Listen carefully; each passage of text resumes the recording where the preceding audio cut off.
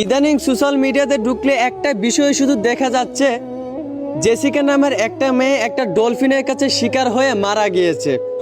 তাও আবার ওই ডলফিনটা ছিল নাকি তার পোষা ডলফিন। সে নাকি ওই ডলফিনটাকে ছোট থেকে আদর করে বড় করেছে। সবশেষে সেই আদরের ডলফিনের কাছেই সে শিকার হয়ে মারা গেল।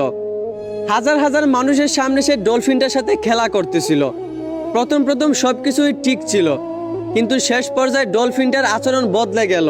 ডলফিনটা পানির নিচে জেসিকাকে আঘাত করতে লাগলো। জেসিকাকে যখন পানি থেকে উদ্ধার করে হসপিটালে নেওয়া হলো, তখন ডাক্তার বলল জেসিকা মারা গিয়েছে। আসলে এইখান থেকে আমাদের সবারই একটা শিক্ষা পাওয়া উচিত যে অতিরিক্ত কিছুই ভালো না। অতিরিক্ত বিশ্বাস, অতিরিক্ত ভরসা, অতিরিক্ত ভালোবাসা কিছুই ভালো না। যেইখানে মানুষকেই বিশ্বাস করলে মানুষ মূল্য দিতে জানে না, সেইখানে একটা অবুঝ প্রাণীকে বিশ্বাস করা, তার মধ্যে আবার অন্ধের মতো বিশ্বাস করা, এটা বোকামি ছাড়া আর কিছুই না। আশা করি বুঝতে পারছেন। ধন্যবাদ।